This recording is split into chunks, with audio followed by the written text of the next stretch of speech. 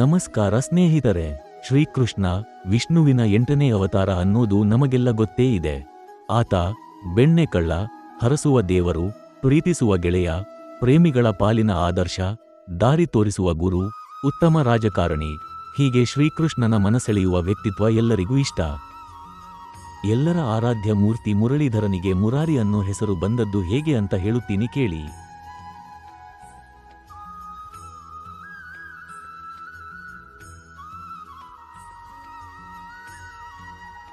ಬಹಳ ಹಿಂದೆ ಭೂಮಿಗೆ ಕಂಟಕನಾಗಿದ್ದ ಹಿರಣ್ಯಾಕ್ಷ ಎನ್ನುವ ಅಸುರನನ್ನು ಸಂಹಾರ ಮಾಡುವ ಸಲುವಾಗಿ ವಿಷ್ಣು ವರಾಹ ಅವತಾರವನ್ನು ತಾಳುತ್ತಾನೆ. ವರಾಹರೂಪಿ ವಿಷ್ಣು ಹಿರಣ್ಯಾಕ್ಷನನ್ನು ವಧಿಸುವ ಹೊತ್ತಲ್ಲಿ ವಿಷ್ಣುವಿನ ಮೈಯಿಂದ ಬೆವರಿನ ಹನಿಯೊಂದು ಭೂಮಿಯ ಮೇಲೆ ಬೀಳತ್ತೆ. ಹಾಗೆ ಬಿದ್ದ ಬೆವರ ಹನಿಯಿಂದ ಹುಟ್ಟಿದವನೇ ನರಕಾಸುರ. ಈತ ಭೂದೇವಿಯಲ್ಲಿ ಹುಟ್ಟಿದವನಾದ್ದರಿಂದ ಅವನನ್ನು ಭೂಮಾಸುರ ಅಂತಲೂ ಕರೆಯುತ್ತಾರೆ. ಮಗನ ಮೇಲಿನ ಪ್ರೀತಿಯಿಂದ ಭೂದೇವಿ ವಿಷ್ಣುವಿನ ಬಳಿ ಕೇಳಿ ಅವನಿಗೆ ವೈಷ್ಣವಾಸ್ತ್ರವನ್ನು ಕೊಡಿಸಿದಳು. ಪ್ರಾಗ್ಜ್ಯೋತಿಷಪುರದ ರಾಜನಾಗಿ ಬಲಿಷ್ಠನಾಗಿದ್ದ ನರಕಾಸುರ ವೈಷ್ಣವಾಸ್ತ್ರದಿಂದ ಮತ್ತೂ ಬಲಶಾಲಿಯಾಗಿ ತನ್ನ ಸ್ನೇಹಿತ ಮುರಾಸುರ ಎಂಬವನ ಜೊತೆಗೂಡಿ ಲೋಕಕಂಟಕನಾದ. ಬ್ರಹ್ಮನ ಕುರಿತು ತಪಸ್ಸು ಮಾಡಿ ತನಗೆ ಭೂದೇವಿಯ ಹೊರತಾಗಿ ಮತ್ತಾರಿಂದಲೂ ಸಾವು ಬಾರದಂತೆ ವರ ಪಡೆದು ಮುರನ ಜೊತೆಗೂಡಿ ಇಂದ್ರಲೋಕಕ್ಕೆ ಲಗ್ಗೆ ಇಟ್ಟ.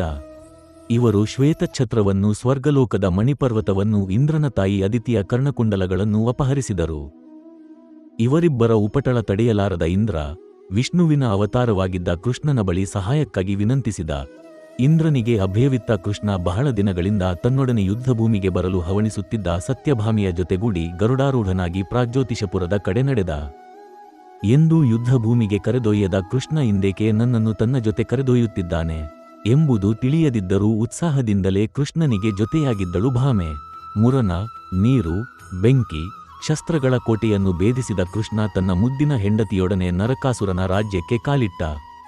ಇದನ್ನು ಕೇಳಿ ನೀರಿನಲ್ಲಿ ಮುಳುಗಿಕೊಂಡಿದ್ದ ಮುರ ಮೊದಲು ತನ್ನನ್ನು ಎದುರಿಸುವಂತೆ ಕೃಷ್ಣನ ಮುಂದೆ ನಿಂತಿದ್ದ. 5 ತಲೆಗಳ ಮುರನನ್ನು ಒಂದೇ ಸಲ 5 ಬಾಣಗಳನ್ನು ಪ್ರಯೋಗಿಸುವುದರ ಮೂಲಕ ಸಂಹಾರ ಮಾಡಿದ್ದ ಮುರಳೀಧರ. ಹೀಗೆ ಮುರ ಎಂಬ ರಾಕ್ಷಸನ ವೈರಿಯಾದ್ದರಿಂದ ಇವನಿಗೆ ಮುರಾರಿ ಎನ್ನುವ ಹೆಸರು ಬಂತು. ಕೇಳಿದ್ರಲ್ವಾ ಸ್ನೇಹಿತರೆ, ಅವತಾರಿಯನ್ನು ಮುರಾರಿ ಅನ್ನೋದ್ಯಾಕೆ ಅಂತ? ಹೀಗೆ ಇನ್ನೊಂದಿಷ್ಟು ಕಥೆಗಳೊಂದಿಗೆ ಮತ್ತೆ ಬರ್ತೀನಿ. ನಿಮ್ಮದೊಂದು ಪ್ರೀತಿಯ ಬೆಂಬಲ ಇದಕ್ಕಿರಲಿ.